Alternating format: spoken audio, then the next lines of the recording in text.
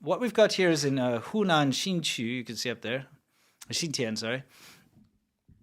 This is the unfortunate reality of driving in China, and just one might say it's in Xintian, Hunan. Yeah, Hunan Xintian. You're being very local, which is good. Yeah, exactly. Yeah. That's how you'd say it in Chinese, say the province and then the city. Yeah, exactly. So let's take a look at what's going on here.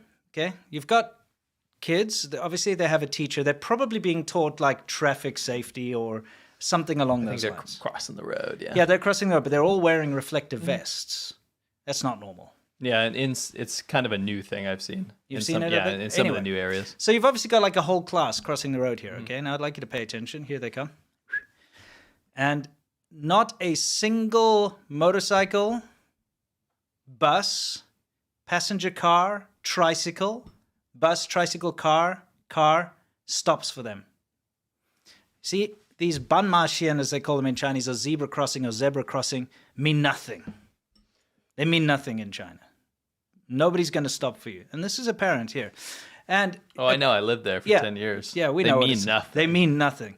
See, the traffic cop actually comes there now and suddenly starts. And you know what? If the traffic cop didn't get there, you see the car that's coming? Props to him. Yeah, that car wouldn't have stopped. You see that car that's in the middle of the intersection? Yep. Would have just gone. $10 says if we had audio on this, the car would be honking. Yeah.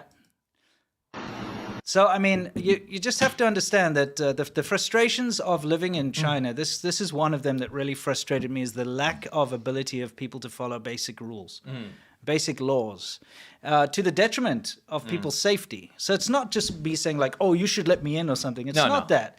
You know, it really boils down to this whole thing. If you have family in China, if you're raising your family in China, do you want your children to be in a position where they have to cross the road, but no one's going to allow them and possibly just drive over them? You know what I mean?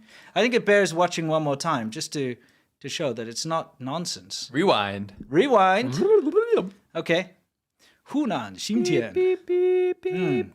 Okay, you got the little kids all in their reflective vests, and nobody's stopping for them, including public buses. You would think at least the public bus would follow the rules. Nope. Passenger cars, delivery vehicles, everything. No one gives a shit. You know, those kids are a nuisance for them. They're an annoyance. And only when by the way, you don't get traffic cops normally in these places. It's obviously because they were doing some kind of traffic safety thing. No, I agree with you on that. You know? They are rolling out in bigger cities to make children more visible, though, I've seen. Okay. It's a thing. Well, I mean, that's good. Yeah.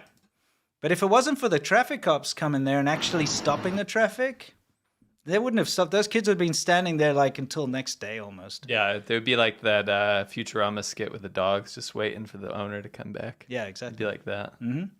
It'd get old. It'd be like Benjamin Button, but in reverse. Yeah, exactly. Yeah.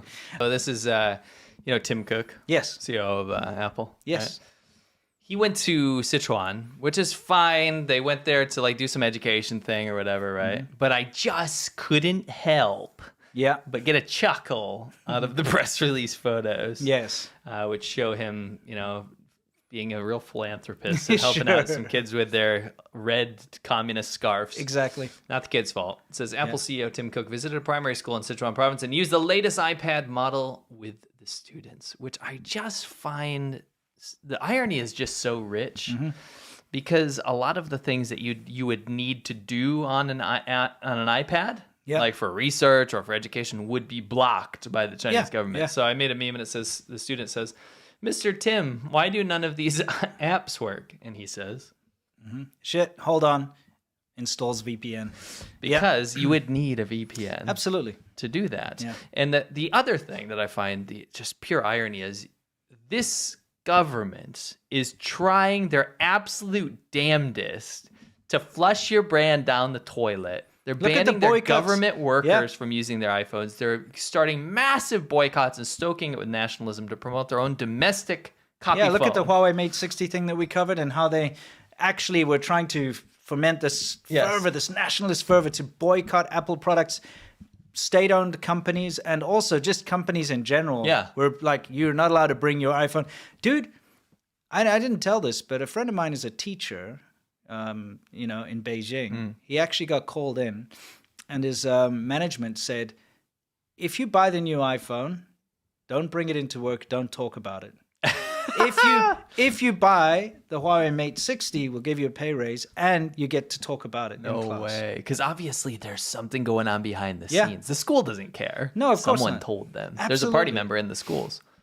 This whole thing to like promote the Huawei Mate 60 was being proliferated everywhere and also suppress any talk about the iPhone 15. It didn't work. Remember, the iPhone 15 just had record sales in China and everything. But at the same time, the Chinese government is absolutely trying to punish Apple all the time. And so Tim Cook has to do these like capitulating, kowtowing, like, oh, we love you, China. We're just going to come here and The thing help is, like, you out. it is good for like America and Apple in general to be able to sell Apple products to China. That's great. Yeah. Like, it's great for the American economy. It's just great in general. It is. I mean, I just want to say something very inappropriate, but I'm not going Don't to. say it. Don't do it. Just don't do it. I'm not. I'm just Rewind. saying. No, you're gonna.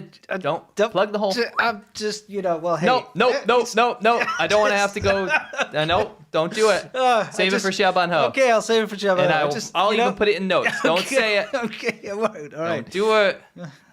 Yeah. Xiaoban Winston joke from 182. Okay. Okay, And I'll write right. Apple. Okay, old habits die hard. Let's continue on. Okay. All right. Whew, dodged a bullet with that one, I'll tell you what. Oh, didn't you put the other thing in here? No, you didn't put where's Environment Boy? Environment Boys later. Oh, it's in World News? Okay, all right, cool. Whew, dodged a massive bullet there. Stop. I don't even know what you're doing. It's okay. Today we're talking about brutal schools. So you'd have like Head Boy, and I guess he'd be the... That sounds real bad. It sounds so bad. We used to still get the cane, like we'd get whipped with like... I forgot you're like 150 years old. I got in trouble for chewing a Tic Tac. Like, a lot of the schools in China are just an absolute mess. It's like chaos. Isn't that such a China scene? Look at the freaking sky is the great gray and buildings horrible. And the empty construction with a crane. Yeah, It's exactly. everything. Yeah, it's like got the like ghost city building that'll Yes. never be completed. Yeah, like yes. if you did any sports in school, you're already a better like soldier than any of these kids that do this military training are. Like, all of this is a charade. Yeah, this is nonsense. They've been showing this stuff around. This is some of the funniest stuff I've ever seen. Yeah. Don't teach kids to hate, especially don't teach them to hate a specific nation or race. When I close my eyes, I can almost see it. When I take a breath, you fill up my lungs. And if my mind